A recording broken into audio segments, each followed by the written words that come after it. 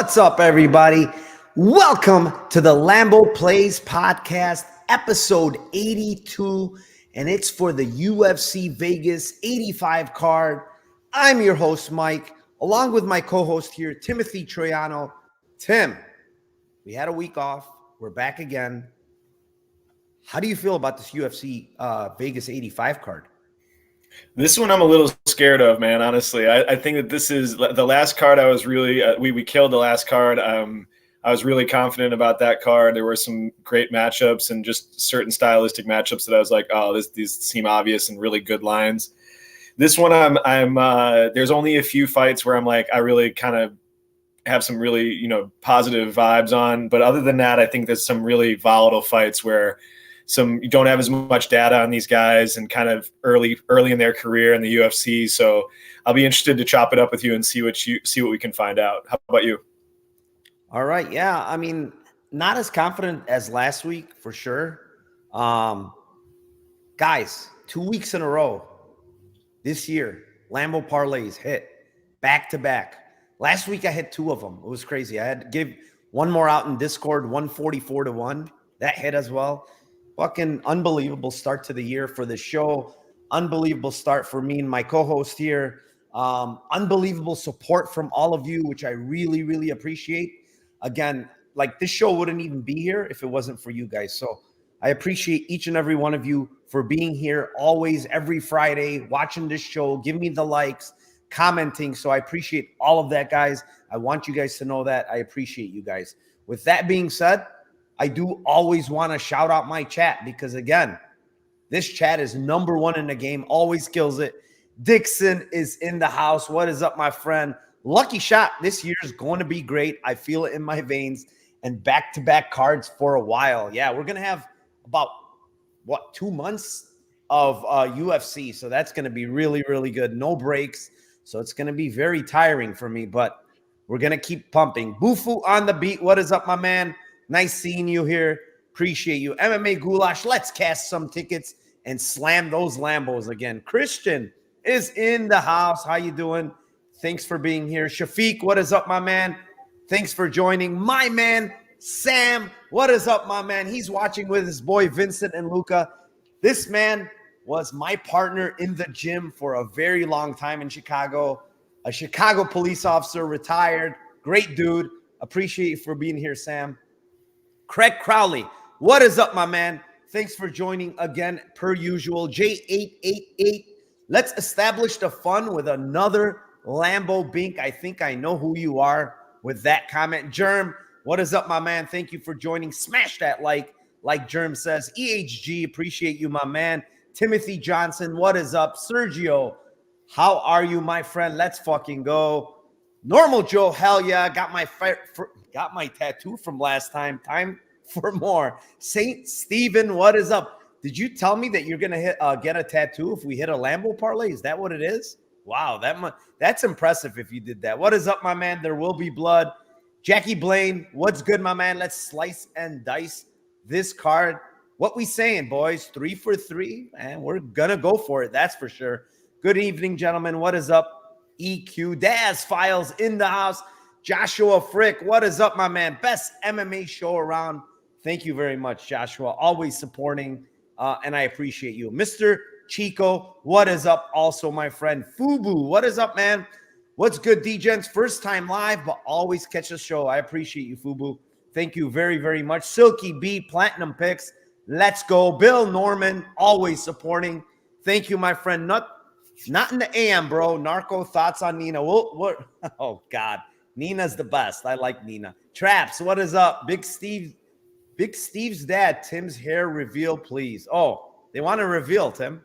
Oh, dude, I'm wearing a hat. No reveal today, guys. Maybe next week. Young Lee, what is up? Thanks for joining, my friend. Bunk Hoots says, let's go, cash, baby. Yeah, that Jasmine round 3. Oh, God, that was gold. Fight Talk only. What is up? Alonzo, Kleb, Kung Fu, Leopard, going to be subscribing soon. You're rocking it right now. Thank you, man. Appreciate you.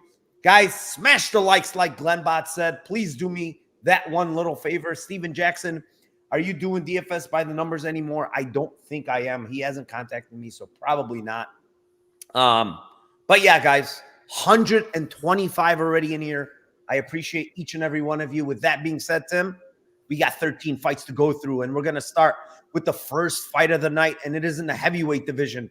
It is the 8-1 Thomas Peterson versus the 10-4 Jamal Poges. What do you got for this banger of a heavyweight fight?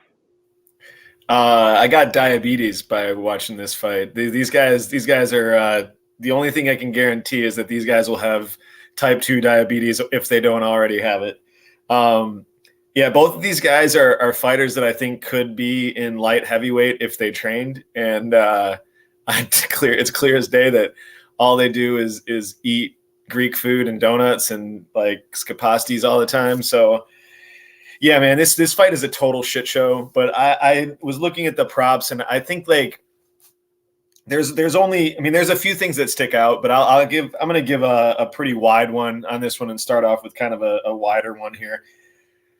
To me, I think that Peterson is a better wrestler. I think that Poges is a solid wrestler, but I think that the path that he's been fighting it hasn't been as wrestle heavy. It's been, especially as every 10 pounds that he gains, he wrestles 10% less, and he just jabs. Poges hasn't shown very much finishing in the UFC so far, even though he's had plenty of opportunities in some of his fights. Whereas Peterson seems to be like a guy that's going to go for it and go for the finish pretty much while he's alive in a fight. I think both of these guys could gas easily in this fight, and I don't know who's got the better cardio with their obesity levels at this point. But I think Peterson sub line is kind of weird. I think there's a chance he's only gotten one sub. He got it in his Dana White Contender Series fight, but he's the type of guy that could get on mount or get on a really offensive position on the ground and really rain some ground and pound to the point where you could get a back take, you could get an arm triangle, you could get a Kimura, just different positions. Poges has shown that he can be subbed as well. So 850 plus 850 on the sub is solid for me.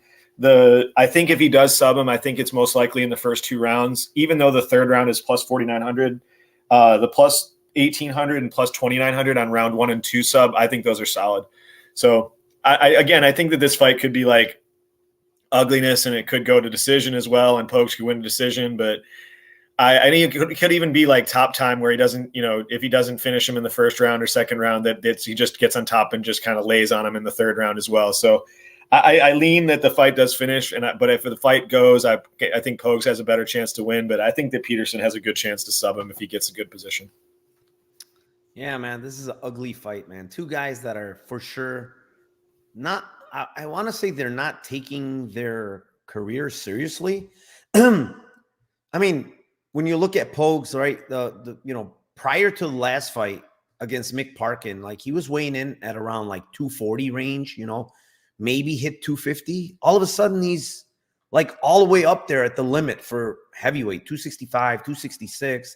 Like, I don't understand what happened. I mean, this guy was fighting at 205 not too long ago, and all of a sudden now he's like capping it at the heavyweight limit. And his opponent, kind of like the same thing, because again, this guy's not a big heavyweight at all. And there was a point a couple of years ago, this guy was weighing 240s. Now all of a sudden, the last 2 fights, he's stepping on the scale at 260s. So it's like, what's going on with these two guys? I have no idea, but they're definitely having a lot of Greek food. That's for sure. They're definitely not passing up on a meal. That's another thing.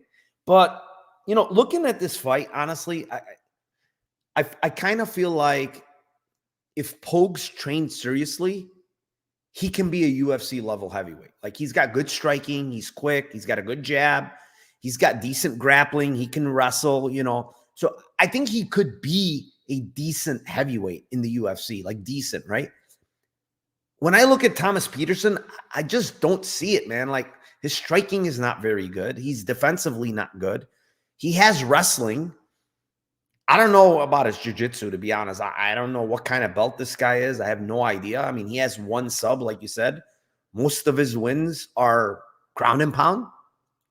You know, the one fight against Waldo, I will say he looked pretty good. I mean, he didn't look bad because Waldo is a decent UFC heavyweight. And, you know, he showed okay in that fight. You know, he got finished in round 3, but he probably was winning the fight prior to the finish, right?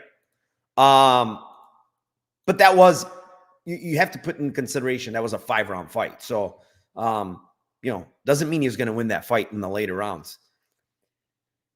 I have a feeling this fight probably goes to decision, like, because the thing with Poges is I believe he's a brown belt in jiu-jitsu. You saw him in prior fights where he got grounded against Pelosi. Yeah, he got heel hooked, but he was getting out of a lot of positions on the ground. He knows what he's doing on the ground. So kind of feel like this fight goes to decision, to be honest, Tim. You know, heavyweight sloppy where both guys got bad gas tanks, to be honest. And we've seen, like, when heavyweights go over like the 7.5 minute mark, it just becomes sloppy, right? It becomes sloppy. And I kind of lean, if he gets sloppy, right, and both guys are tired, I kind of lean on the guy that has the better striking, right? Because I don't think Peterson's going to get it to the ground at that point because he's going to be too tired. So I'm leaning Pogues' decision here. It's only 270. You want to, you know, I don't hate split, to be honest. I don't hate split here. It's plus 600, you know, in a fight that it's about even money to get there, Tim, to get to decision. And they're giving you plus 600 on a split where it could get really sloppy and ugly in round 2 and 3. So I think plus 600 is probably the best bet for me here as far as the Lambo play. But I do think Pogues probably wins the decision here. So that's how I'm leaning. I don't love this fight at all, to be honest. I mean, from a money line perspective, I do like the underdog in Pogues just because I think Peterson stinks, man. I don't think he's very good. And I don't think he's UFC level, to be honest. So, I mean, they gave him Chandler Cole. Take that for what it's worth.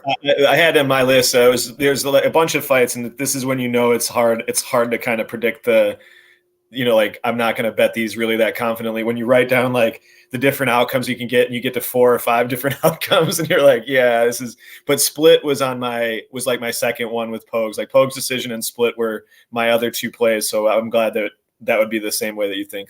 They got the Collier syndrome. I like that. Dixon says. I don't know. Collier looked maybe better than them at some points. I mean, Jesus Christ. There's a funny picture of Peterson going around that thing where they stretch his body, then like his head. It's hilarious. All right, enough of that fight. Let's move on. Fight number 2. It is in the lightweight division. It is the 8-1 Markel Maderos versus the 7-2-1 Landon Quinones. And this is a fight where I have a money line bet on Quinones at like plus 145 or 150 that I gave out earlier in the week. Obviously, the line has crashed down here. He's about plus 110 now. Maybe you can get plus 120. But the line has really, really crashed here over the course of the week. And I think it's the right move. I think this line coming down is probably right.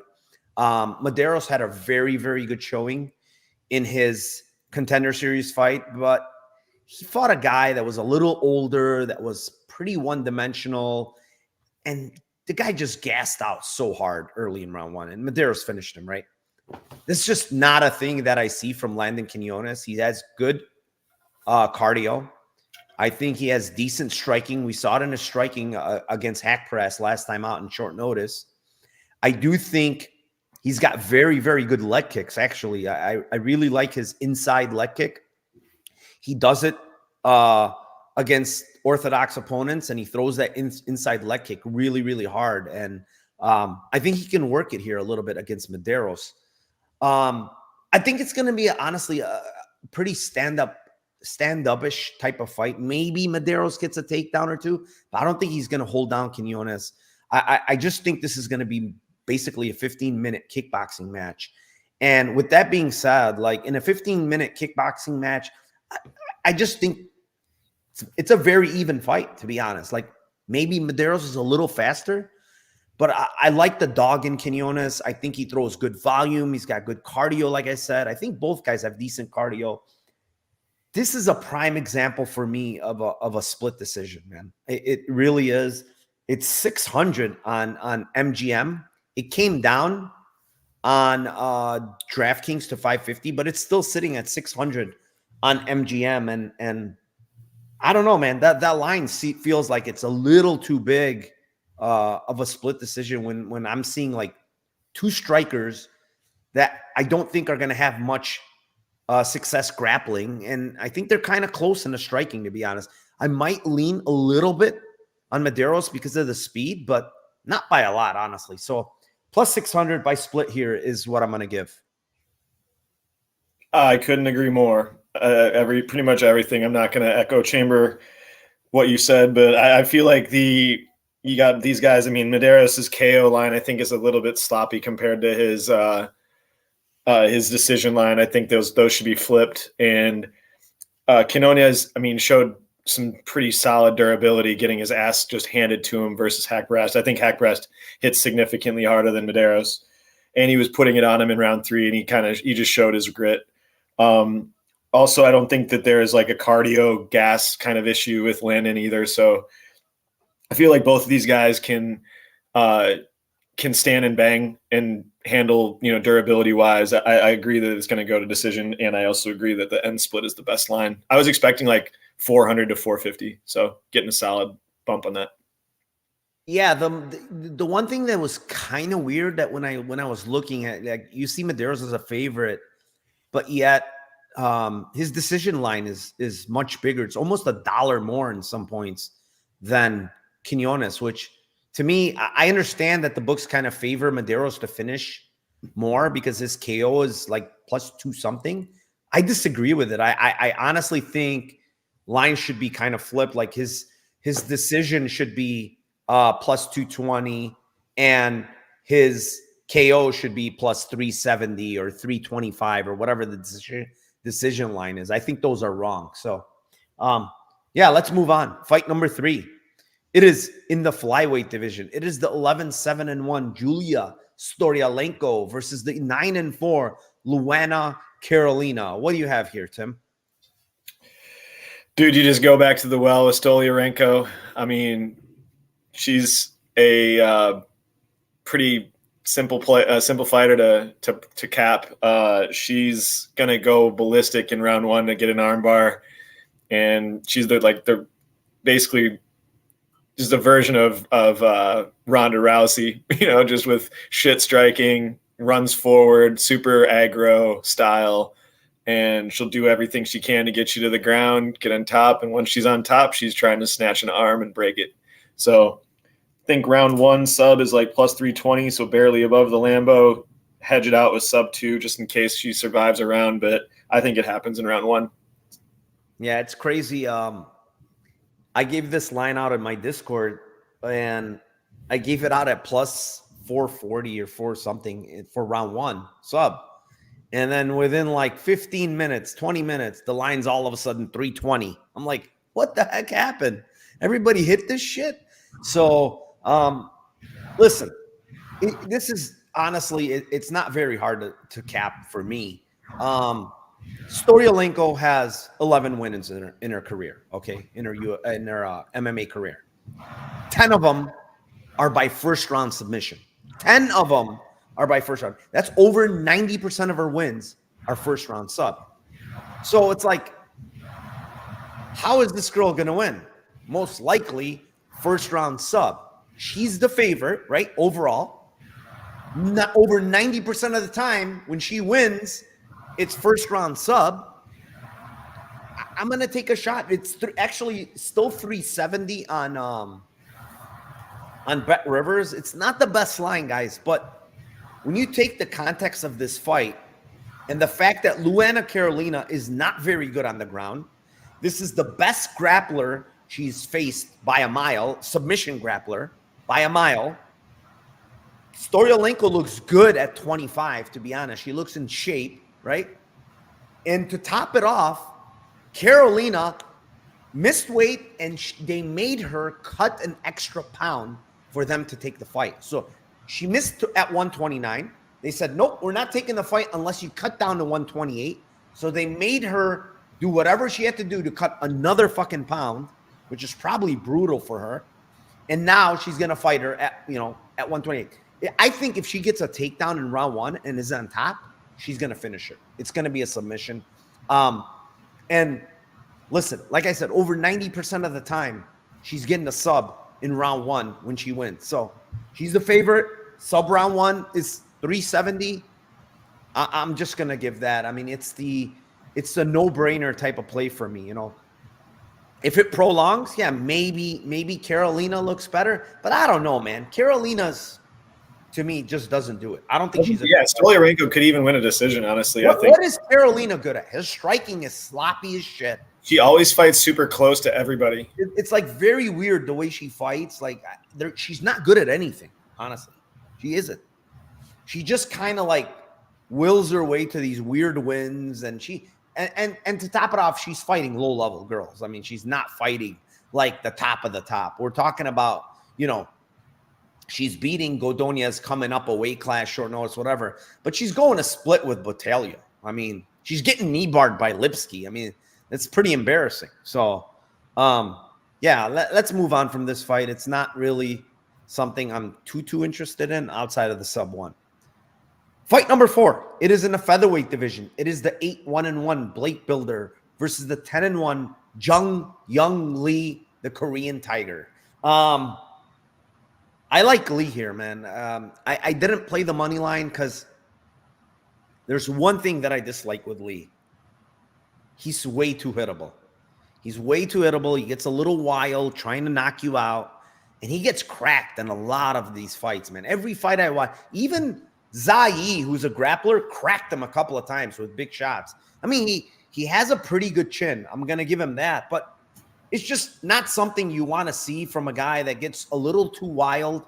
What I will say is, and maybe a lot of people don't know this, but he fought Zai with a torn knee in the last fight. It's very, very impressive against a very good grappler that's tenacious with his grappling, that's nonstop with his takedowns.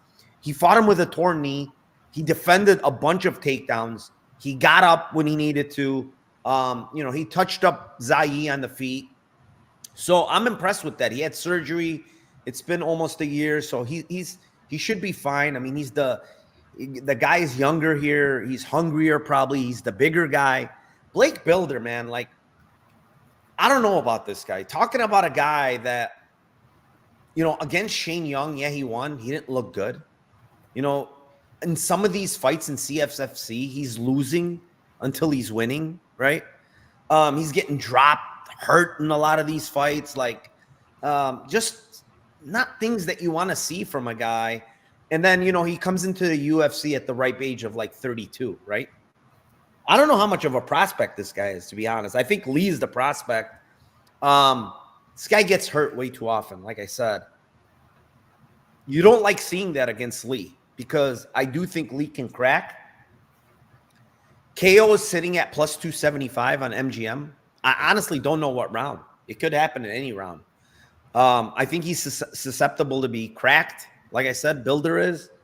And it's a smaller cage, Tim. He doesn't have... The one thing Bilder likes to do is dance around that cage. He loves to dance around. He doesn't have that opportunity to dance around. It's not a big cage. It's at the apex. So,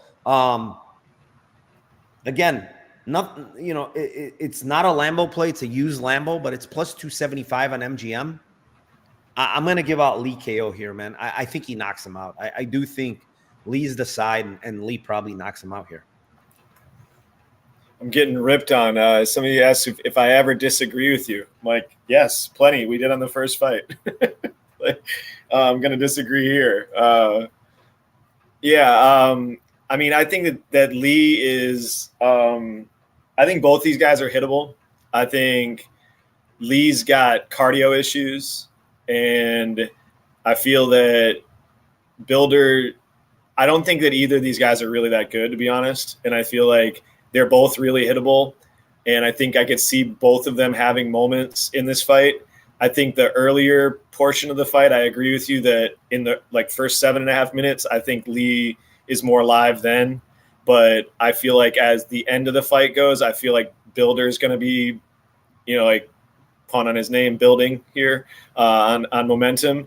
And I feel like the end split being plus 600 in this fight is another solid look. I think both guys could have moments. I think both guys, like I said, are extremely hittable. So it could just be whoever's kind of like beginning of a round, end of a round. It could be kind of hairy deciding as to who's winning a round. And early success Lee, later success Bilder. So I like end split here. If I think that somebody's going to finish somebody in this fight, I kind of see Bilder maybe subbing him. Would be my like if it finishes. I mean, yeah, I think he could get knocked out, but I kind of lean that he would get either he could even get a club and sub, or he might be able to get him down, take him down, and then get a sub later on if he gets tired. Bilder has, I think, a little bit of grappling edge here on the ground. I think the majority of Lee's subs are arm bars when he's been taken down and he's been on his back. So it's not like he's getting the subs that he gets when he's taking guys down and then getting like a rear naked choke or passing and shit like that. So I'll lean the ends by split at plus 600. I think that's a good look. Fight could go back and forth.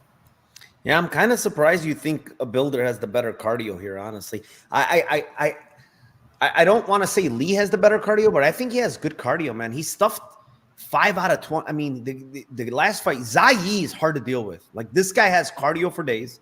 He'll shoot a million takedowns.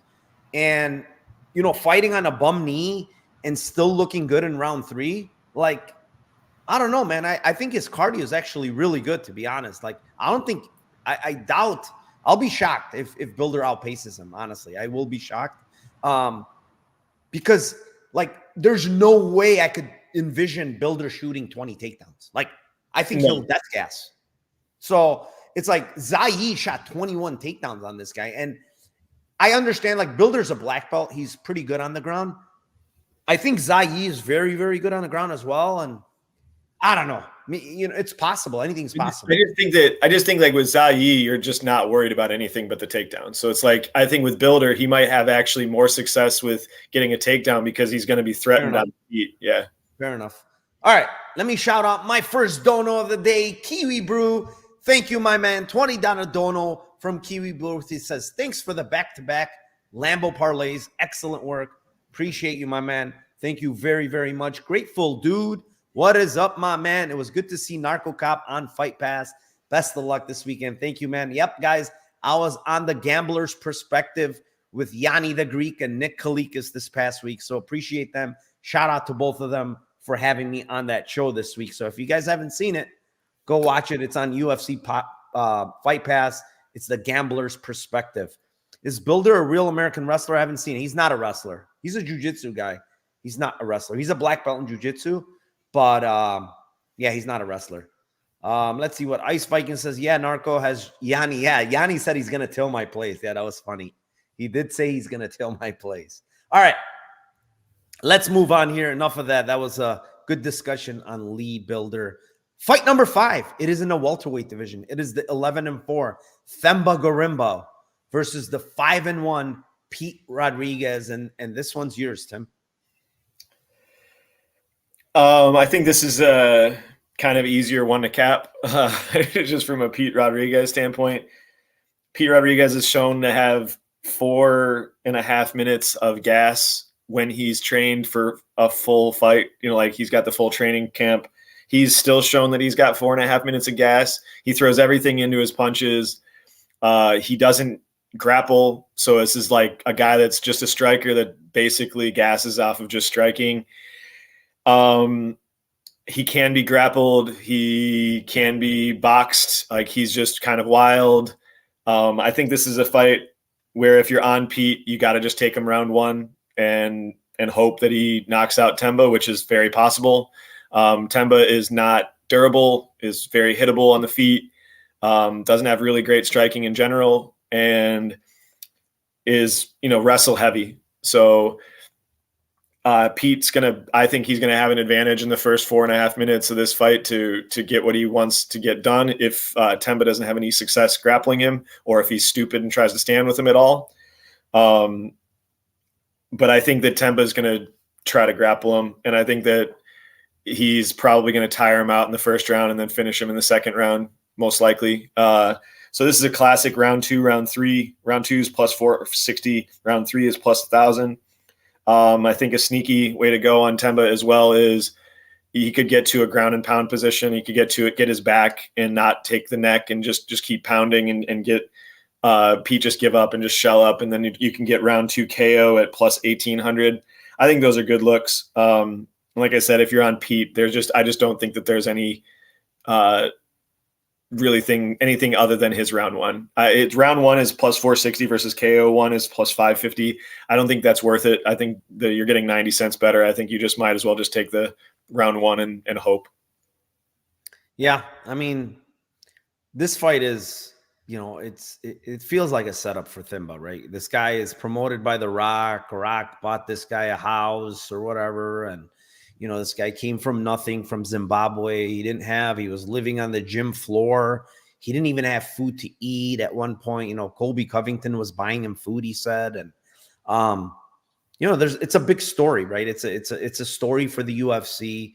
The UFC likes stories like this. And, they're giving him probably one of the worst guys at 170, right? Doesn't mean it always works out. We say this over and over again every week or every other week or whatever. Oh, they're said, but it doesn't always work out. Like, we've seen Mike Malott shit the bed, right? It was a setup fight for Mike Malott.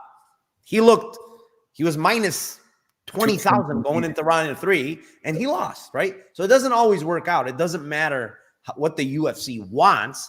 The fighters have to still come through. With that being said, Pete Rodriguez is round 1 or bust for me. He's plus 500, I believe, round 1. That's how he's going to win. If he doesn't win in round 1, he's done. He's toast. The other thing is, I see Glenbot, and I've been hearing this. Oh, Pete's been doing, yeah, but when you start at age 8, Glenbot, and then you stop at 12, it doesn't matter anymore. You don't know BJJ anymore. So Pete Rodriguez is probably an ultra white belt, if I was to guess. He's not good on the ground. He's never been good on the ground, and he's not going to be good on the ground. So, I don't know, this take that people are, I've been seeing it on Twitter. Oh, he grappled when he was 8. Yeah, but you could grapple from 8 to, my son grapples right now. So if he stopped tomorrow, he grappled when he was 8, but when he's 27, he might have stopped for the last 20 years, So I don't think this guy is any good on the ground at all. He needs to finish him on the feet. Themba's hittable, like you said. I don't think Themba's a very good fighter, to be honest. I don't think has very good jiu-jitsu as well. He loses position a lot. He had Fletcher in a bad spot on his back against the fence, and he fell off. And then he lost the fight after that because he got finished by Fletcher because he fell off the back. So the thing I like about Themba is his cardio checks out. He can wrestle for 3 rounds. He can keep going. He can keep pushing, which is very good, something that Pete can't do. Pete has 5 minutes of cardio, absolutely 5 minutes, in my opinion, and he just completely falls off the cliff. So I don't even think there's a round 3 in play here, Tim. You know how I usually like cardio edge? I don't even think I'm taking out round 3 and throwing it in the garbage. I think it's Pete round 1, possible at plus 500. But I also like Themba KO 1 at plus 1,000 and Themba KO 2 at plus 1,800. I kind of have a feeling that this is a fight where he's going to positionally TKO him. He's going to get to this advantageous position. Pete is going to be death gassed with no answer for the ground and pound, and it's going to be eventually stopped. That's what I'm seeing here. Yeah, I know Themba has way more submissions than KO. I think he only has maybe 1 or 2. I don't even know. He's got 1 KO, okay, from elbows, and that was probably from ground and pound. But I have this inkling that this might be KO, man. It might be KO 1-2 for him. It's 1,000 and 1,800. And again, you have to kind of play Pete Rodriguez round 1. That's his win condition, man. He's a KO 1 or bust type of guy. So, yeah, that's enough about this fight. I mean, this fight I don't think is going to last. Under 1.5 is probably a good play. I think that got nuked, but it's a pretty good play. Moving on, fight number 6. It is in the flyweight division. It is the 13-6 Charles Johnson versus the 17-0 Azat Maksum. And I can kick this one off. Johnson's my guy, man. I like Charles Johnson. He's a good guy. He takes every fight. He doesn't care, but there are portions of his fights that he tends to lack fight IQ. When he needs to disengage, he's engaging, and I think that cost him last fight, honestly. There was a point in round 2, I believe, where he could have disengaged, but instead he pushed up against the fence, and then he eventually got taken down. I think he got body locked, and he lost round 2, and then he looked unbelievable in round 3 like usual, but he just didn't have enough steam to finish in round 3. Now looking at this matchup, it's like, I think it's not a worse matchup from a wrestling perspective, right? But it's the worst matchup from a fighter perspective. I think this is the best well-rounded fighter he has fought in the UFC. Makayev, he's got good wrestling, he's got good grappling, but his striking is not good. This guy, I think, is good everywhere. He's got good striking. He mixes in his takedowns really well when he's striking. He's just as long as Johnson is. And he's got cardio, Tim. The number one thing that I see here is this guy can match almost Charles Johnson's cardio. So there is really a hard, I'm looking at the whole freaking board here, right? And nothing really tells me, oh, I liked it. What am I going to give you guys? Azat Maksum by decision, that's plus 100. That's not a Lambo. That's not even a used Corolla. I can't give you that play. I'll preface it by saying that I don't like much on this fight at all. If there's anything I would play, and I'm going to play it, obviously, because I'm giving it out, it's Johnson's 1 win condition. Yep. And I think that's Johnson by split decision at plus 1,100. That's the only thing I can give. That's the only thing that I think is Lambo worthy. I don't think either one of these guys is getting finished. But I honestly believe Azat's going to win this fight. I think he's going to win it at least 29-28. But if Johnson wins and he pulls off, one of these rounds, he's very live to win round 3. I mean, he's got good cardio, and he usually wins round 3.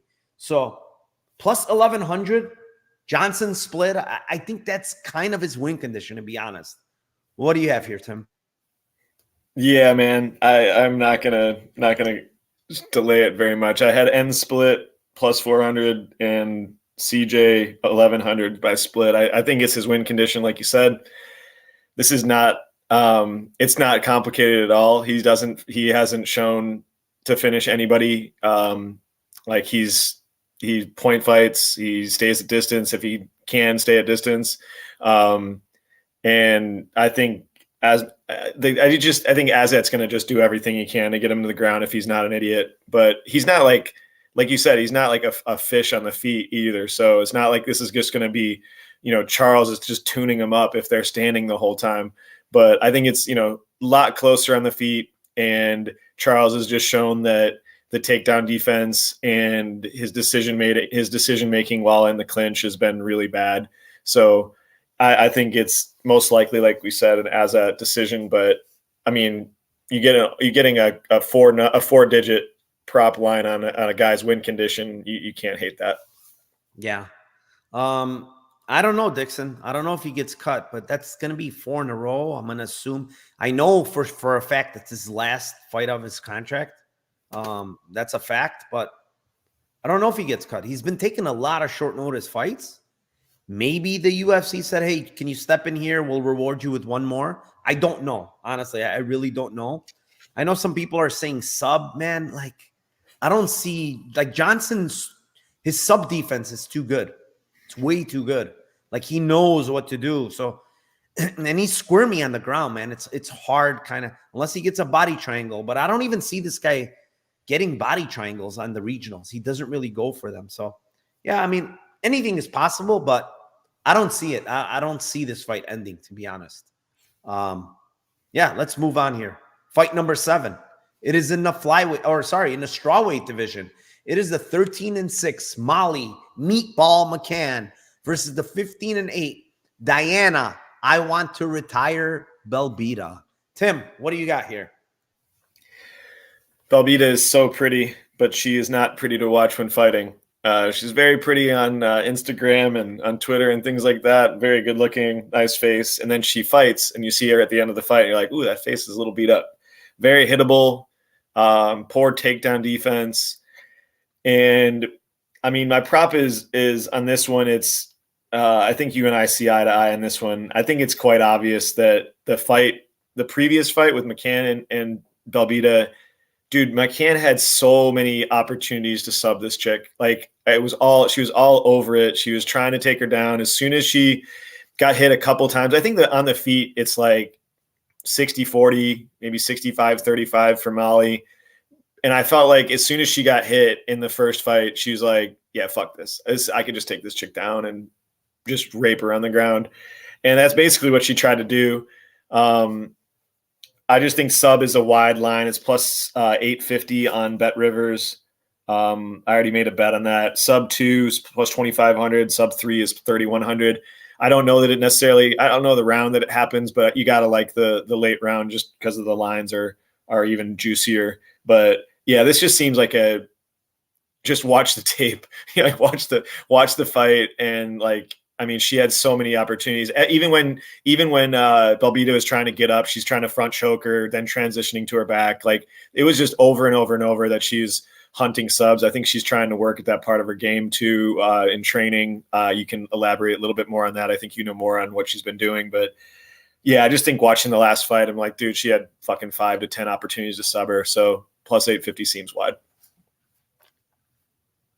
Yeah, I mean, listen, Belbita talking about retirement. She was thinking of retiring before she got this fight. Don't like it. I had a Belbita ticket. I cashed out. I gave it to my Discord. Then we cashed out. We had a decent line. We had like 240, but I cashed it out. I don't like hearing that.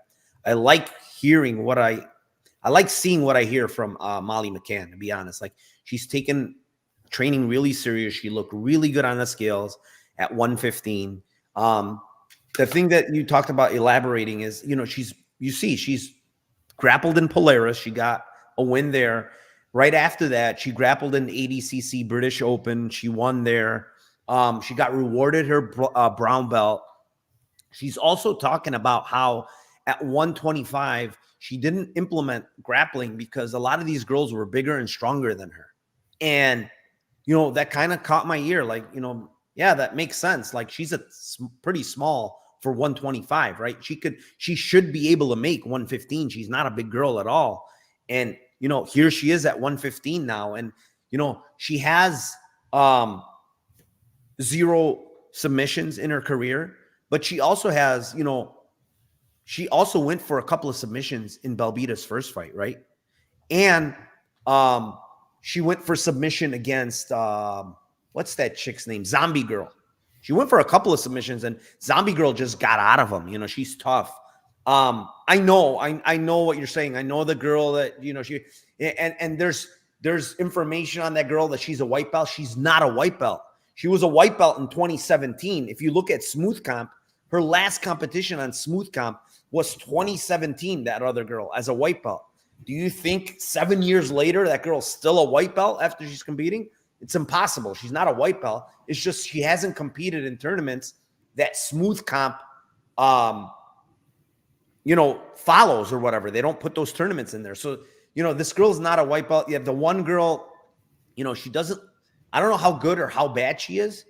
But at the end of the day, what we're looking at here is Molly is the better grappler of these two girls. There's no doubt about it in my mind.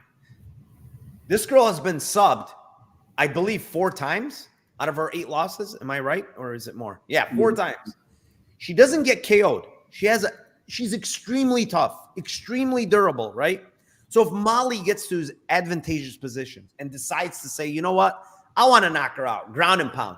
No, I think this is the type of girl that she's just going to turn around, give her neck up or give her arm up or whatever. She's not going to give in. She's extremely tough. I like that about Belbita.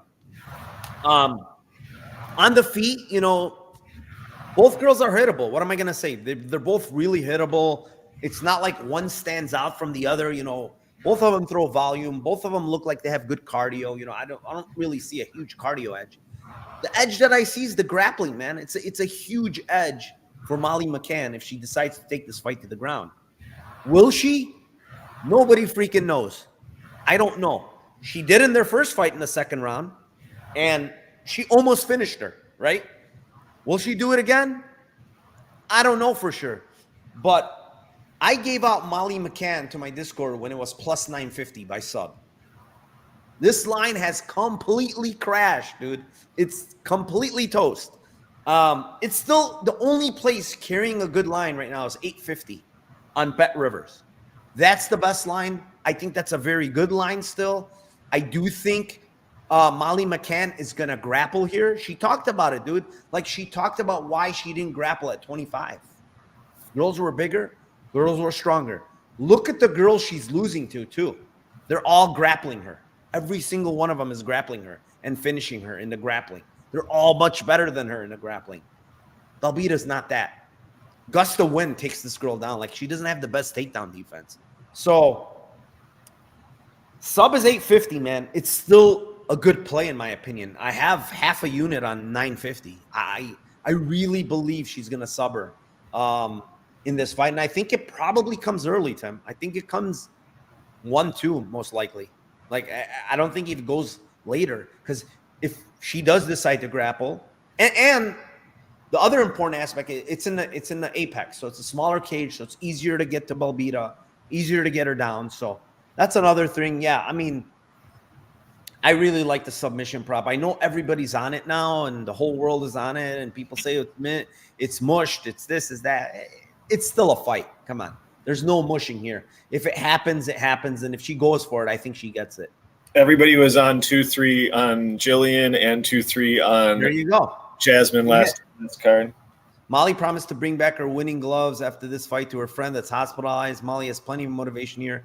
Diana's checked out, to be honest. I really like listening to some of her interviews. She's checked out. I don't think she wants to fight. The other thing I was saying in a space is, like, why are they even making this fight?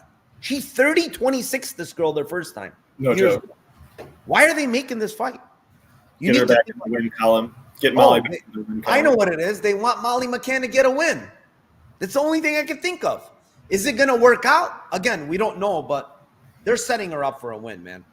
What is up, VB? Yeah, only white belt here is Belbita. Yeah, I mean, she's a big-time white belt, man. She's not good. She is not good on the ground. She'll be fighting for her life, trying not to get subbed, honestly. We'll see. She might get armbarred. What else do we have here? I'm going to go over to these. Yeah, Molly's been doing BJJ tournaments. She really has. Spinning back elbow. I don't know if that keeps on being replicable here. All right. 231 people in here. Appreciate you guys. You guys freaking rock, man. Every damn week that we've been getting over 200, Tim. Man, I thank you guys so much. We came from 20, 30 viewers a year and a half ago. 20, 30 viewers. Over 200 now. Thank you so much. Appreciate you guys. With that being said, hit that like down below. Comment on this video anytime, when it goes up. Comments, throw all types of comments. It's something good with the algorithm with YouTube. So I appreciate it. Also, before we move on to the next fight, link down below for my Discord, all my plays. It's $25 a month. It's not that much. Believe me when I tell you, we get a ton of CLV on almost all of our plays. So it's right down below. It's $25 a month. Up to you guys. I think it's worth it. Just from the CLV aspect alone, it's worth it. But we also been hitting some huge plays. Moving on. Enough of that. We are moving on to the 8th fight of the night. It is in the welterweight division. It is the 7-2 Gilbert Urbina versus the 8-3 Charles Radtke. And I will kick this one off, Tim. Listen, as a whole in this fight, I think Urbina wins. I think it's a close fight, but I think Urbina wins. What I also think is this fight's probably hitting the scorecards. Plus it's like plus 160, 170. I don't understand why. Maybe because Urbina's been finished in 2 of his losses. Both of his losses to who was it? No, I'm sorry. He got finished in the exhibition one, which is Ultimate Fighter. He got finished, and then Brian Battle. But those 2 are both at 85. Both of those fights are 85. I don't think he should be at 85. Now he's at 70. And, this guy's been to decision 3 times, okay? No, sorry, 4 times. Then when you look at Radtke, right? He's 8-3, doesn't have a lot of fights. And the guy's been to decision 5 times. It's not like he's like a killer finisher, right? Both these guys, I don't think, are like huge finishers. But the one thing that sticks out with both guys, I do think both guys are pretty damn durable. I understand Urbina quit against Battle, right? The choke was not even in. He kind of tapped. But guys, he took the fight on short notice at 85. He went for it in round 1, couldn't finish Battle, and completely gassed. And then he finished. He just tapped. He's like, screw it, I'm done. I have no more energy, right? He's in a lot better shape now in 170. I think Radtke's also pretty damn durable. He gets rocked and stuff, but he's not easy to get out of there. I just think this fight goes to scorecards. I said it's going to be close. Split decision is 750. What in God's earth is that? It's plus 750 by split. And then you can choose. If you like the Radtke side, then take him by split, and it's astronomical. And take the other guy by split, it's astronomical. Yeah. I mean, it is the way I think you should play it. I don't think there's a cardio edge here. I really don't think there's a cardio edge for either guy. I also think Radtke decision itself is 575. Why? Why is his decision 575? The guy is not a huge finisher, guys. He's not a huge finisher. And his decision line is 575, and the other stuff is a lot lower, like KO or something. I don't get it. I really don't. He could catch him with a left hook. Urbina drops his right hand a lot, and he could catch him, and that's kind of his punch, too. He throws the 1-2-3. But I think this fight goes to the decision, and it's 575 on him. It's plus 750 on the split. I think it's close. That's what I'm going to give here, Tim. What do you have? Yeah, man, we agree on this one. End split 750, Radtke split is plus 1600. Those are fucking gigantic lines. I was honestly expecting plus 450, plus 500 on the end split on this one when I was looking at it, and I saw 750. I'm like, what am I missing here? These guys are not finishers. Just in general, they just aren't. And then you say I think that also a line that would should have been flipped is Radtke by sub is plus 700, and sub later sub is to me it's is it possible that he subs him? Maybe. Battle subbed him, but like you said, it was more of a death gas situation. Urbina fought Sean Brady and lasted 15 minutes with Sean Brady and didn't get subbed and was taken down. It's that to me that's a way higher caliber jiu-jitsu player and wrestler than Radtke, and he survived in that one. So again, is it possible that he death gasses? Maybe, but I just don't think that it's not short notice. It's not up a weight class against a guy who's way bigger than him. And yeah, I also think that Radtke is not at such a gigantic size disparity as they're saying. I don't think that it's correct on the 5'9". No, they had face-offs. It's not. Urbina's taller. He's 2 or 3 inches taller for sure, but he's not 5'9". I put that in the Discord. There's when I measure, there's no way he's 5'9". He's probably more 6 foot. 11 or 6 foot probably. Yeah. So he's going to have a little bit of a reach disadvantage and a little bit of a height disadvantage, but it's not gigantic from a striking perspective. So end split plus 750 to me that's the way to go. I do think if Radtke does win, I think that it is a greasy kind of split decision-y kind of fight where he's going to have some moments and get into range. But yeah, those are huge lines. All right. Yeah. Well, so we agree there. Let's move on. Fight number 9. It is in the middleweight division. It is the 14-0 Aliskhab Khizriev versus the 26-8 Mahmoud Muradov. And this one's for you, Tim. We got two guys with some great names, and what do you got here? I've got Khizriev by sub at plus 350, sub 1 plus 900, sub 2 plus 1200. I mean, listen, I get it on both sides on this fight. This is not a fight that I'm like banging my chest and being like, fucking A, this is just an easy bet. Like, oh, da da da da da. I think that Khizriev has, he's on a long layoff coming from his last fight. I don't agree with a lot of the people I've been listening to this week that have been talking about his fight with Tululin. And he was like, he didn't have success grappling. I was like, he didn't grapple until the second round. Like, he didn't even try. Like, it was the first round. I remember because I had him round 1 sub and I lost on not having round 2. And I'm like, this guy didn't even fucking try to get him down. Like, he was the first like 4 minutes or so, and he's not going for a takedown and he's just striking with him. Like, what in the fuck are you doing?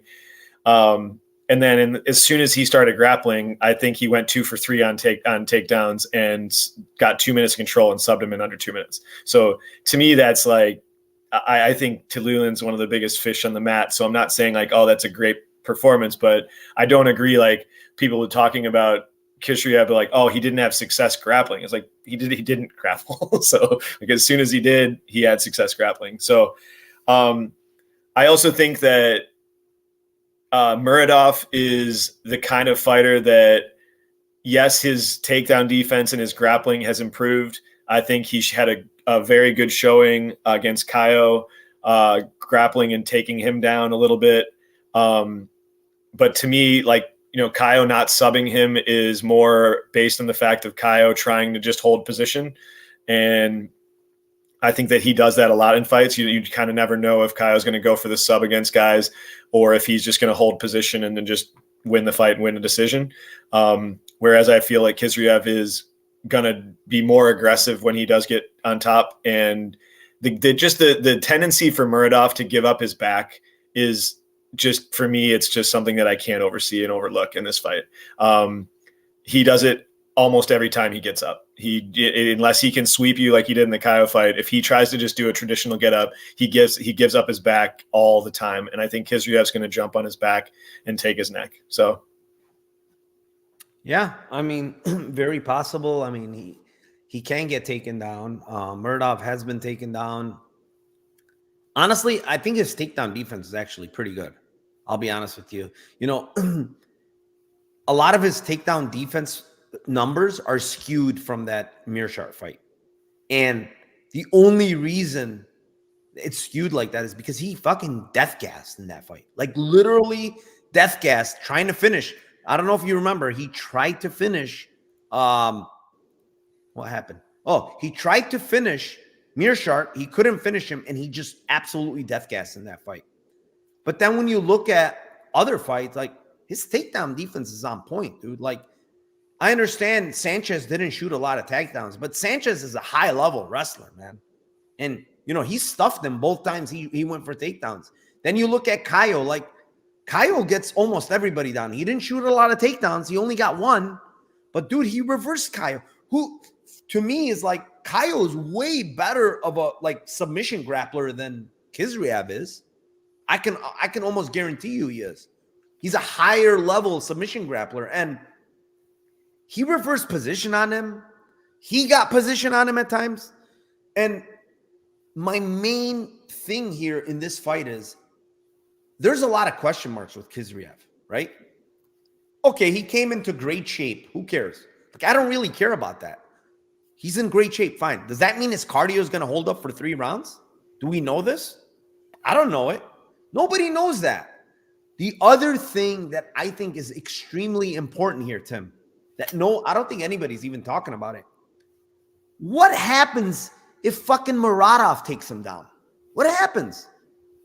Because Muradov can wrestle, dude. Like we saw it against Caio. He took Caio down. He took Barberena as the worst takedown defense, but he had 13 takedowns. Like Caio can take him down. I mean, I think Muradov can take him down if he wrestles. We don't know. So if the thing that I'm thinking is like, if there's some anti-wrestling from him and he wrestles and this fight becomes like a back and forth, I kind of trust Muradov more. I've seen him more in those fights against Caio, who's a pretty good fighter. He probably won round 3 in that fight, or it was close at least. I haven't seen Khizriev. I haven't seen him. Who has Khizriev gone to decision with? Absolute bums. Guys that don't belong in the cage with him. And then you look at, he's finishing guys early. Who cares? This guy has one fucking fight in 4 years. What have you been doing, dude? You're 33 years old. What have you been doing for the last 4 years? One fight? I don't know, man. I think the guy has very good wrestling. I'll give him that. His striking is not all that. I think Muradov is the better striker. And it's like, he's the favorite, but we have no idea. People are guessing. Let's be honest. Like, if anybody's betting Khizriev, they're guessing that this guy is good. His wrestling is good. They don't know his cardio.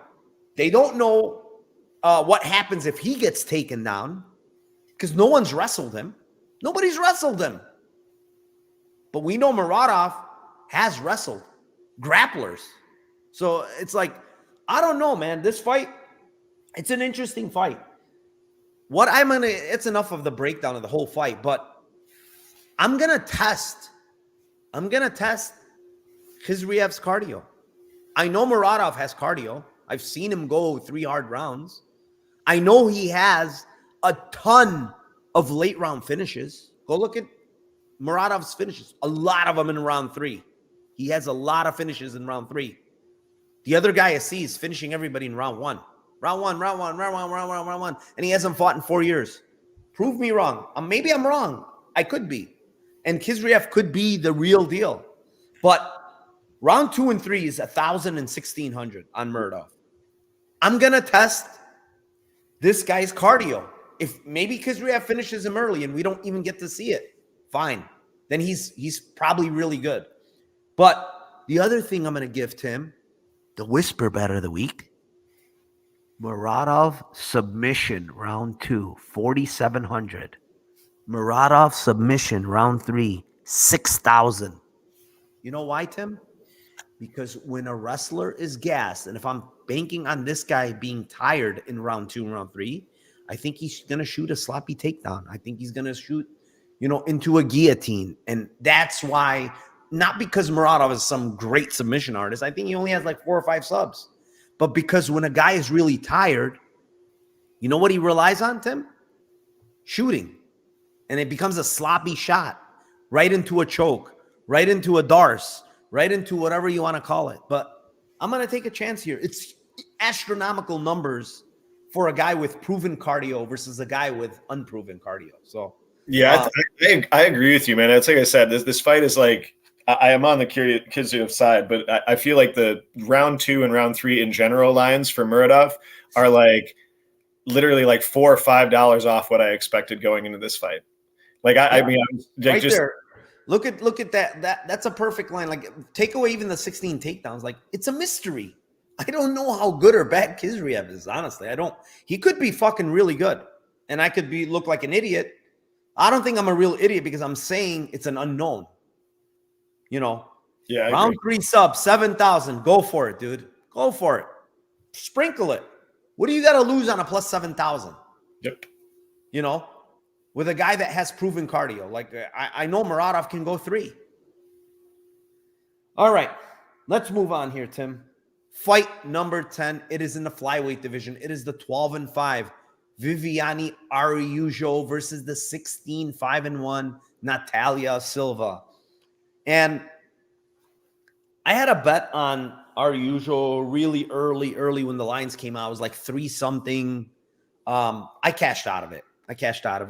I didn't without tape. I bet her without tape. The line crashed down, but I cashed out of the bet. I don't think she wins this fight. Natalia Silva is really good footwork. The thing that I keep looking at that I think is a huge advantage for Silva is the speed, man. She's going to have a big speed advantage. She's much, much better defensively when it comes to the striking defense. However, and this is a big however, Tim, we are talking about Lambo plays, and we are talking about plays that have some type of value. I cannot overlook our usual submission at plus 1,800. Like, let me ask you a question.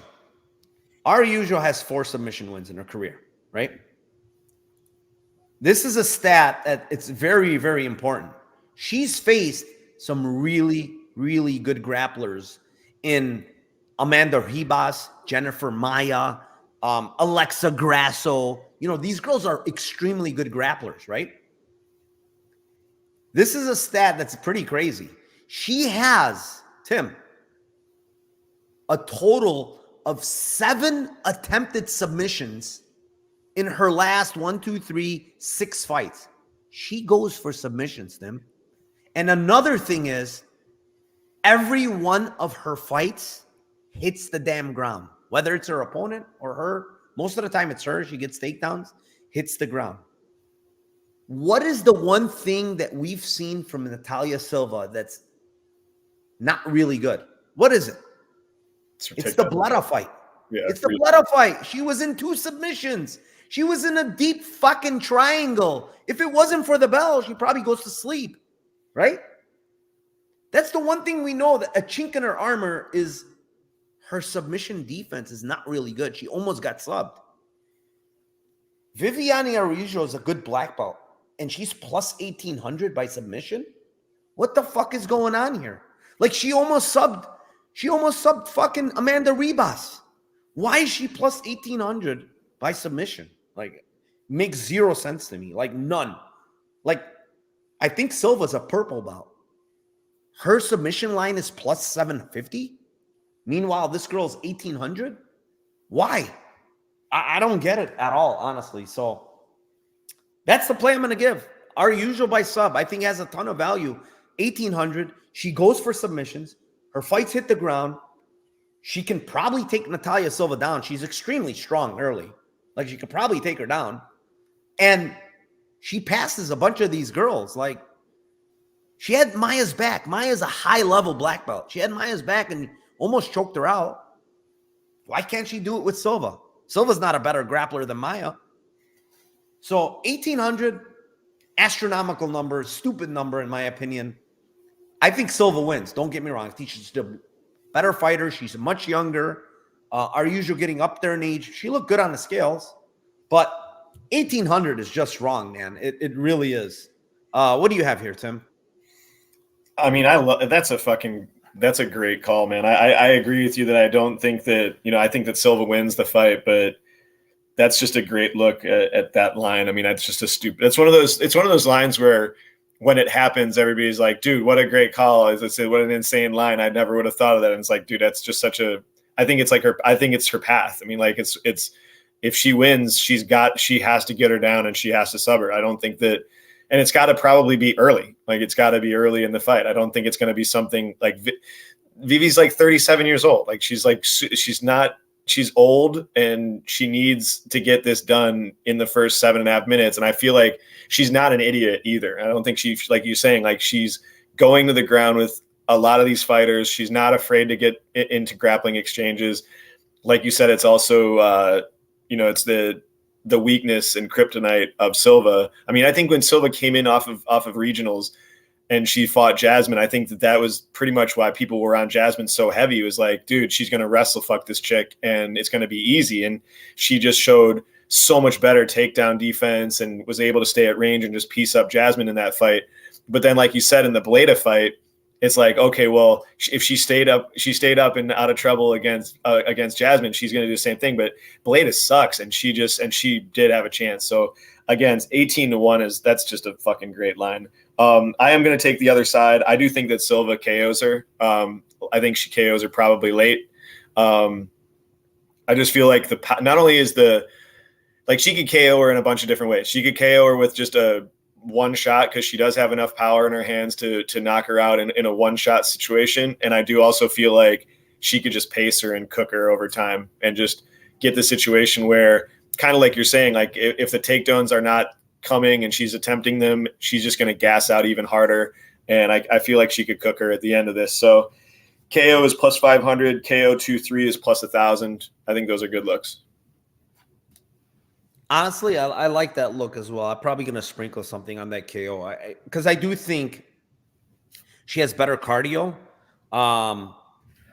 And, you know, the younger girl, this girl's up there in age, man, 37. Like, okay, she looked good on the scales, but we know she has kind of a gas tank problem. And the one thing with that I do like with Natalia Silva is like she has a high pace, man. Like she's throwing a shit ton of strikes. She's nonstop. She has good cardio. She has a big cardio edge here, by the way, I think. So, yeah, I like that look. You convinced me here. I'm probably going to play her 2-3 KO at plus 1,000. I think that's a good line. I think that, you know, if it kind of drags out, she might get that KO later in this fight. Moving on. Fight number 11. It is in the welterweight division. It is the 17-5 Randy Brown versus the 19-4 Muslim Salikhov. And I think this one's yours here, Tim. Boy, this is an interesting fight, man.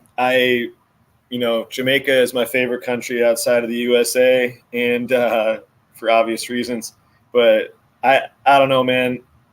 Randy Brown when has he ever covered like big favorite numbers in fights? Like, when has he ever shown you, like, if you're putting him in a parlay, your butthole is clenched from the beginning of his fights to the end of his fights all the time. Like, he's in every single fight. Like, I like the guy. I really like the guy. He's got potential, like with his body type and his length and his range. He's fast. He has the ability he's a well-rounded fighter. He can strike really well. Again, he's long. He's got those really kind of like skinny arms that he can sneak under your neck and fucking choke you out with. And he does, but it's also like, he's just one of those dudes that just never covers his line ever. And so to me, I kind of think that this fight goes one of two ways. I think the moments could be Muslim. I think Muslim also is old as hell and gasses. And I think it could be a moments versus minutes fight. End split is the one that I would see at plus 500. Don't hate that. And then a late Randy finish would be the other way I would go. Round 2, round 3. Round 2 is 850. Round 3 is 950. I don't think that it's limited to a KO or a sub. I think he could get him literally any way. Muslims showed against Dalby that he could get cooked at this stage in the game, as well as he could get subbed. I mean, he might shoot a bad takedown, and again, the same kind of thing that you're saying with Muradov. If he gets tired, he could put his neck there in a bad takedown. And like I said, you got those skinny arms, man. It's easy to get those skinny forearms. It's easy to get that carotid artery and just choke the shit out of somebody. So how about you? What do you think? Yeah, I mean, when I looked at this fight, I wanted to play Salikhov, to be honest. I'm like, man, freaking this guy never covers these prices, ever. He's always fighting close, whether it's against an old man or it's a young guy. He's always fighting close, no matter who it is. You know, honestly, on rewatch on the Turman fight, I was so fucking... You could have gave it to Turman, honestly. It's an extremely close fight. I was kind of surprised it went even unanimous, to be honest. Like, it was a very, very close fight. And, you know, Turman busted him up in that fight. The thing with Salikhov is, like, bro, this guy's an old man. Like, he's pushing 40, right? Is he a good striker? Sure. You know, he's a great kickboxer. He's got those spinning kicks, you know, very flashy. It looks good. Like he's knocked out people with this spinning stuff. Like a lot of, if you look, I've never seen a guy, Tim, ever with so many spinning shit knockouts. Like it's crazy. He's got one spinning back kick, spinning back kick, spinning back fist, spinning heel kick, And then spinning back kick. Like 5-6 knockouts by spinning back kick. And like, I've never seen it before, ever. Like, it's insane. But the thing is, the guy is like pushing 40 now, man. He looked horrible against Nicolas Dalby. He actually got kicked in that fight by Nicolas Dalby and got rocked. Almost got finished. I mean, extremely close to getting finished that fight. You know, short some heart, fine. But, you know, he got rocked in the Fialho fight. He got knocked out in the Jing Lee fight, right? These are all the last 3 fights, Tim. All of these, by the way. And, you know, Randy Brown, is he the biggest hitter? No, he's not the biggest hitter, but he can touch you up, man. He can keep touching you. He's long as shit. And he's got a decent jab, and he can throw the 1-2. And, you know, he does have knockouts in his career. He has 6 of them, right? And if they clinch up, I think he can knee his ass. You know, he could tie plumb and just knee his ass there. And 2-3, I like. I gave that out as well as my official play. And it was 850. I don't know what it is right now, but it was 850 and 1100. I'm seeing 850 and 1,000 now, or 1050. Okay, I still like that. I think he has the better cardio. I think Salikhov is slowing down immensely at this point in his career. But I like KO 2-3, Tim. I really do. I think it's going to be like punishment. You know, Randy Brown can crack. He hurt. Listen, the other thing, this is very important too. Look at the guys, man. I mean, Chaos Williams, Trinaldo, Jared Gooden. These guys are all brickheads, dude. You cannot knock these guys out. You got to kill them to knock them out. You know what I'm saying? And he hurt Chaos Williams, who is extremely durable.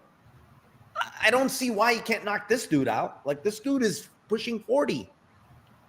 And then when you look at it, it's like knockout round 2, 2,000. Knockout round 3, 2,400. Like, okay, fine. Why is his submission prop less than his knockout prop? Because he gets Darces and stuff?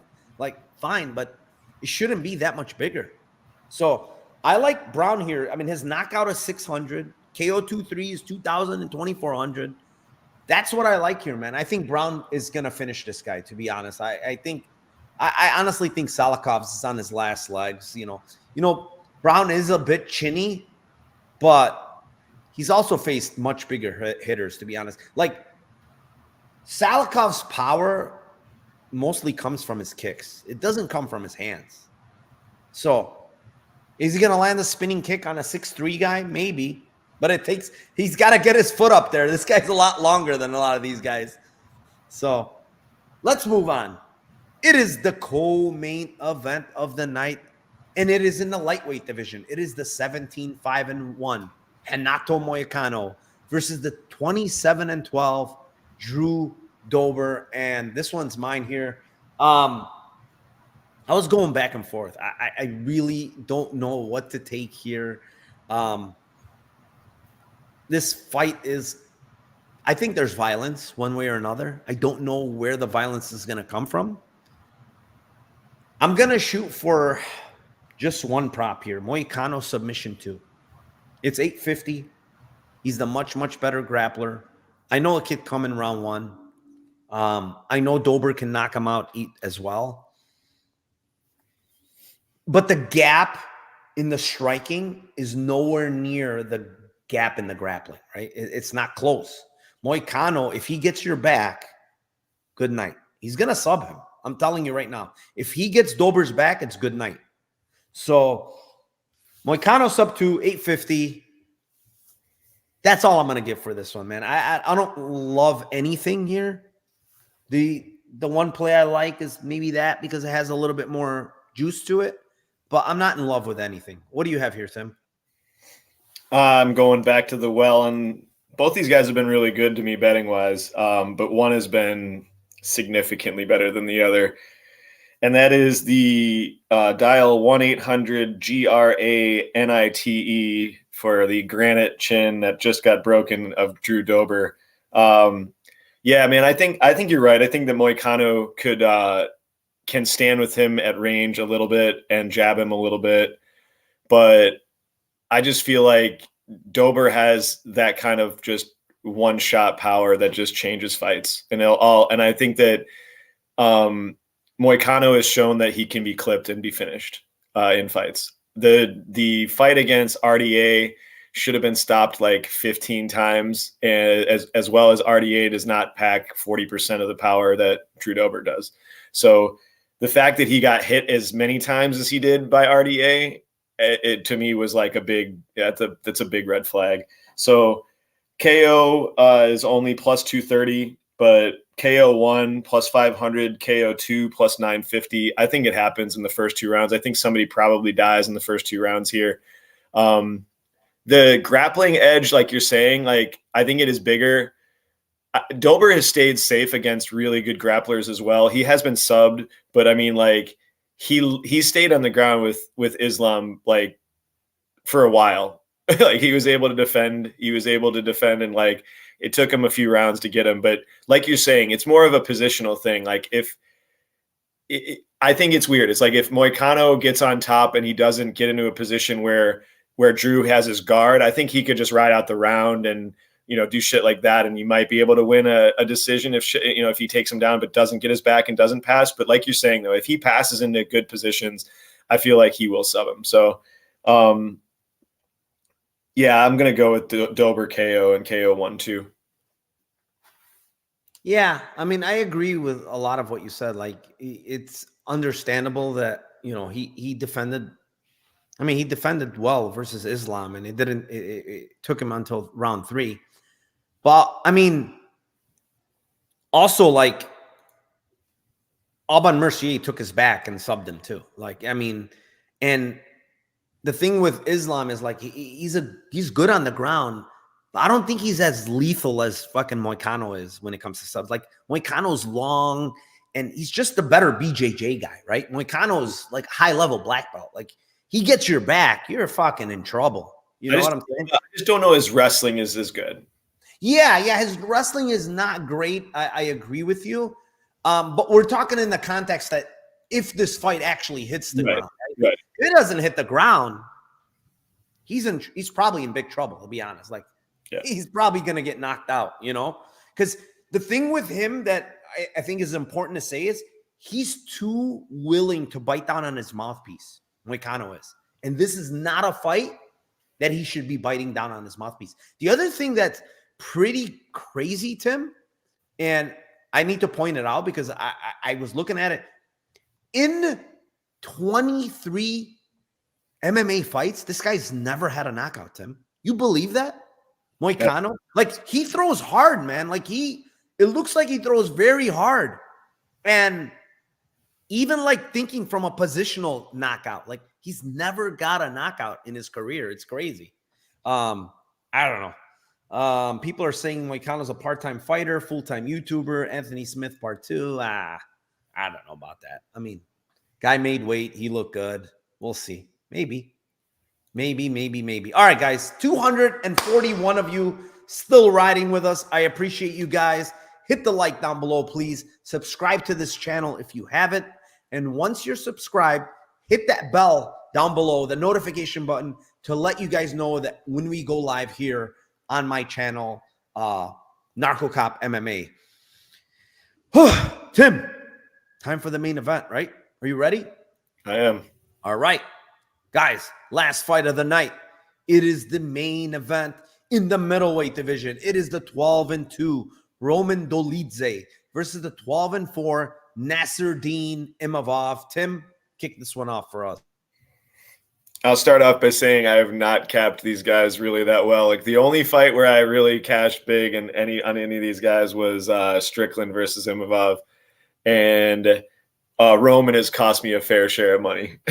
So I will say that. So tail this one at your own risk. I feel Imavov is the side here for a few different reasons. I feel like he's got a cardio edge. I feel like both of these guys are durable. Standing, I feel like the striking is a decent edge for Imavov. Sometimes also Roman just does absolutely nothing in fights, and he'll just literally you'll be screaming at the TV, just like, what are you doing? And I've lost money on betting on Roman as well as betting against him, being like, all right, I just don't know really what the fuck the guy's going to do. And I feel like the grappling is a lot closer than people are making it seem, because I think people are making it seem like this is just a wash when the fight gets to the ground. Dude, Roman's extremely like dangerous, but dude, Imavov is not a fish on the ground, and he's a very solid wrestler as well. He also counter wrestles really well. I just feel like he's got a lot more advantages in this fight to be able to bank on, and he's just a lot more reliable to consistently go out with a rational game plan. And just like what you see on the tape and predictive data wise is just more what you get, what you see is what you get with Imavov.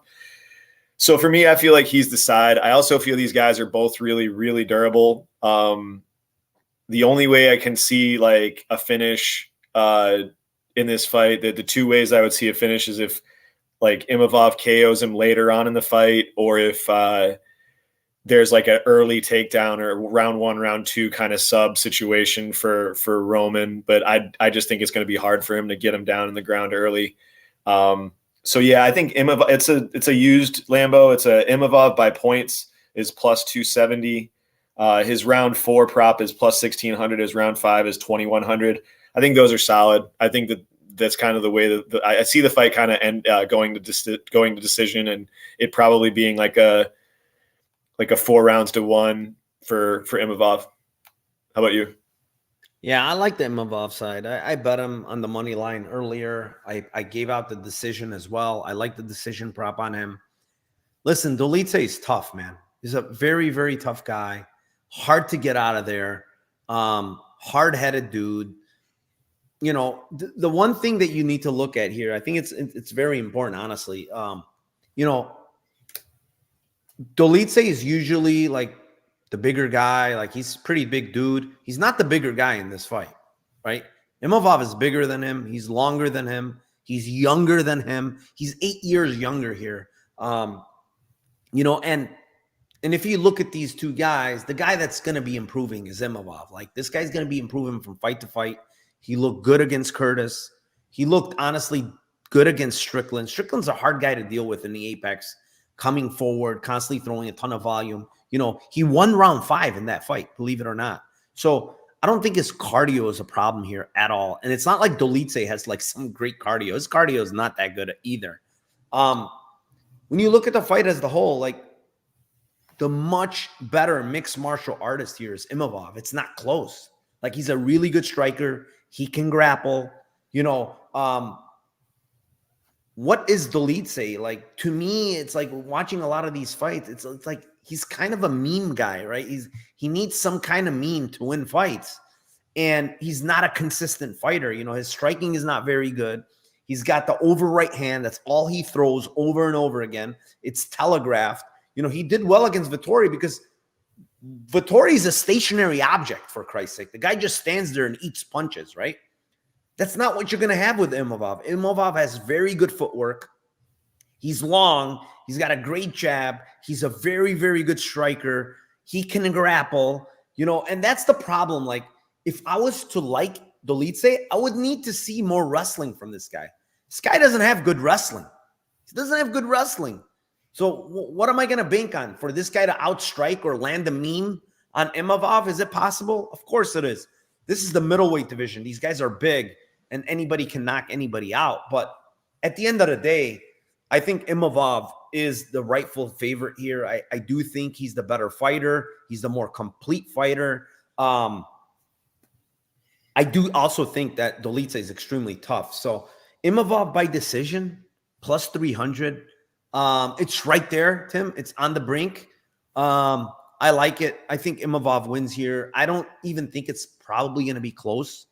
I'm thinking like a 4-1, even 5-0 type of decision where, he's got maybe 3 rounds in the bank and he's just cruising, like he did against against Buckley, yep, where he almost paid for it in round 3, right? But he kind of knew he had 2 rounds in the bank, kind of took it easy in round 3. Buckley put it on him. I just don't think Dolidze is going to have that type of cardio to put it on him in round 4 and 5. So Yeah, man, it's decision here. 300. I saw 270. Where did you get 300 at for the 300? Let's see here. Maybe it moved because right before the show, but let's see here. 300. Imavov decision. Yeah, 300. Bet Rivers. Okay. Unibet. It's still 300. There's 270 on FanDuel, but it's 300. I got 320 to be honest, but that line's gone. All right, guys. 240 still in here. Time for our Lambo parlays, Tim. You want to kick it off? You want me to kick it off? I don't care. Let's keep the rhythm, dude. Let's keep our normal rhythm here. Go ahead.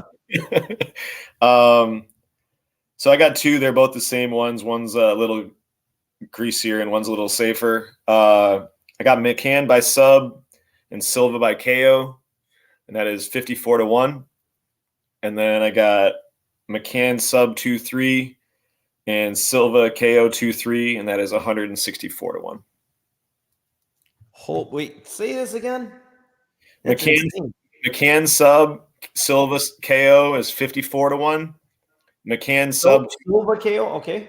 So and then do them both. And McCann sub 2-3, Silva KO 2-3 is 164-1. All right, I'm gonna play both those. So for me, it's gonna be a slightly more relaxed week. No 160-1s. It's gonna be low key this week. Low key.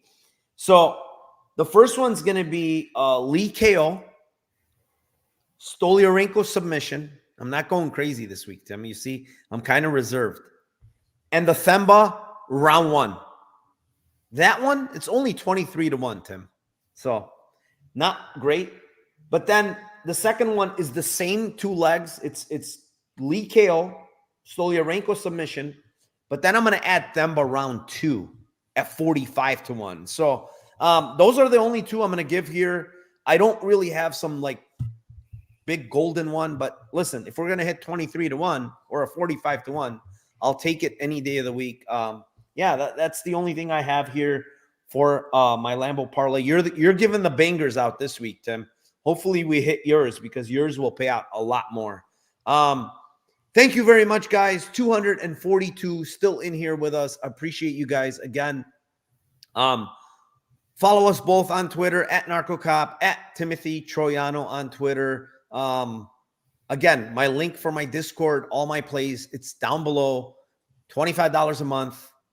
Trust me, it's worth every penny. You can ask people just sign up for it. It's already paid for itself. You can ask the people in the group. Like the one other Lambo parlay that I gave in there last week was 144-1, and it hit, and it paid off probably for 2 years for them. So, again, thank you very, very much, guys. Appreciate each and every one of you. Timothy, one last words. Anything? You doing anything? Anything? No, tomorrow? I didn't hear from Sean, so no, nothing for tomorrow. So nothing for tomorrow, guys. Follow him at Timothy Troiano. Tomorrow I will have spaces on my Discord. Obviously, it's in my Discord now. But again, guys, thank you very, very much. Appreciate you guys. We're back next week. We're back every week for a long time going forward. Every Friday, 9 p.m. Eastern, because Timothy is busy teaching kids how to play tennis. Yeah, that's about it, guys. Thank you to everybody. And one last thing. Let's fucking cash those tickets for UFC Vegas 85.